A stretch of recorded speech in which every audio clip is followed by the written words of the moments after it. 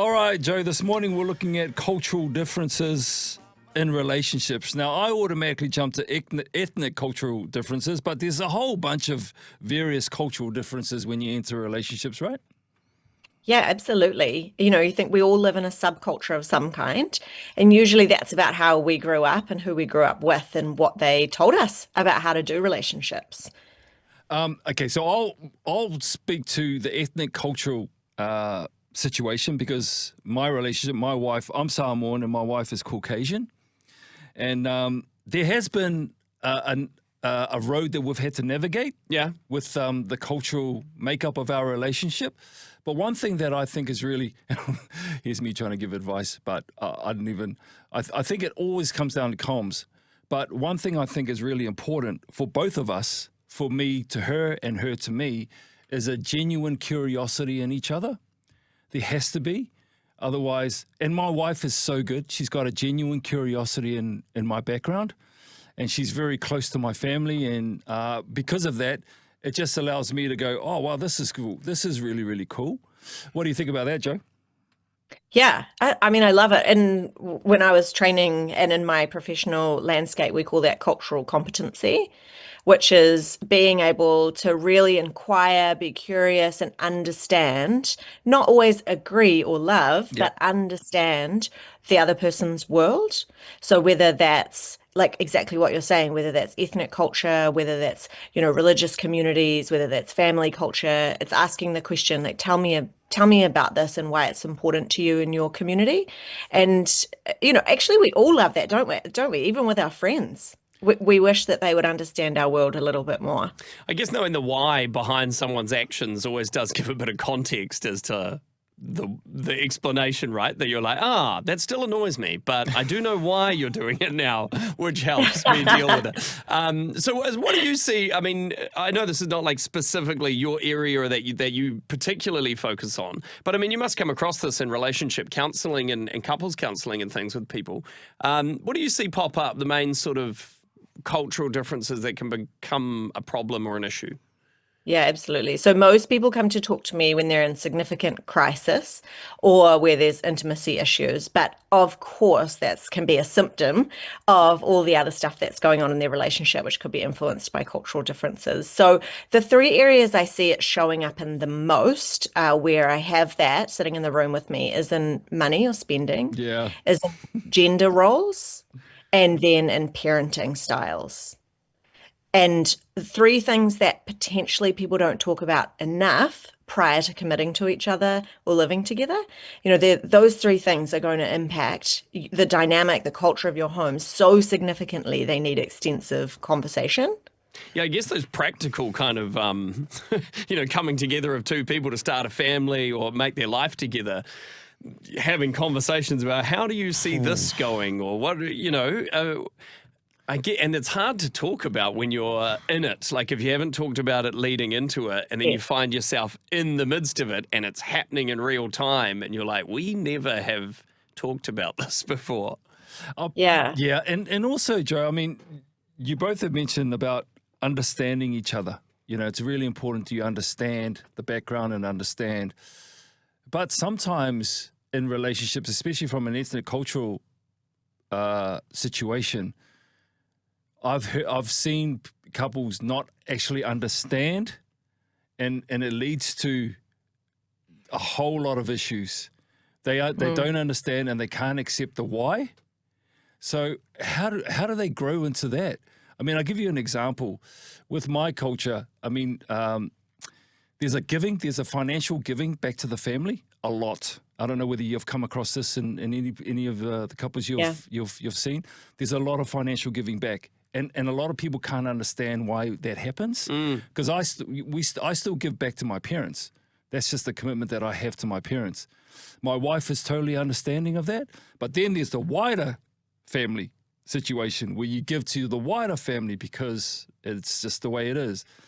And it's hard. I've seen couples find that very hard to navigate.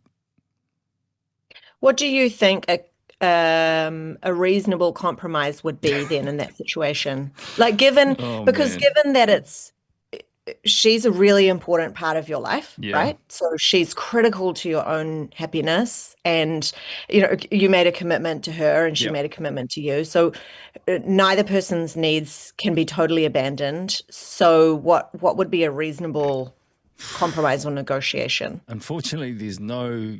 I can't give you the magic answer to that. It's all about the communication between your partner, your spouse, and then the comms between the extended family and where you stand within the extended family, and whether you, it's a really interesting situation to navigate, and maybe some people who are listening can understand what I'm saying. There's no magic right or wrong, There's a definite right, but Do you reckon establishing boundaries within your relationship, as a couple, is quite important to settle on what those kind of are? Like because I've seen this too, where in a cross-cultural situation where one side, maybe they're an adult, they are autonomous, they make their decisions for their life, and then the other person in the relationship is very much still connected to their parents, and big decisions are made in conjunction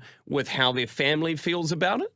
And that creates quite a lot of tension, as like, well, whose life is this? Is this ours that we're creating?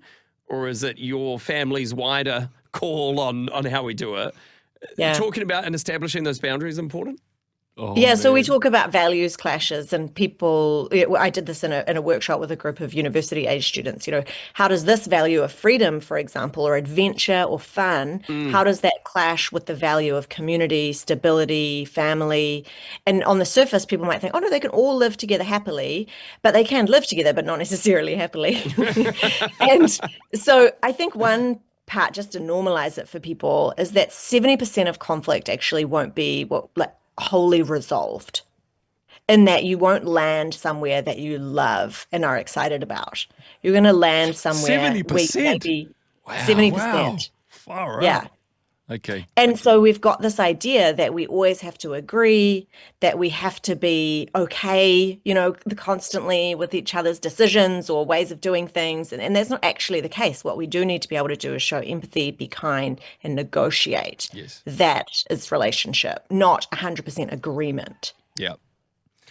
It's a tough one. I reckon a lot of people are in this situation probably without realizing it, right? Because I think when you talk about the term culture, often you think ethnic culture, right, and that kind of background. But we all have our culture. We all have our family culture, our values, and when they come together with another person, if you've never scratched the surface on some of these topics, you often find yourself in front of Joe later on. Yes, it's true.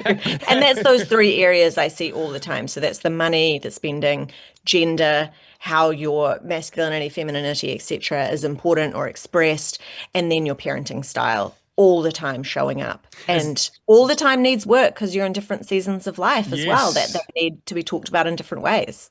Yeah, bang on. One quick practical tip that you'd give couples who are trying to navigate this road?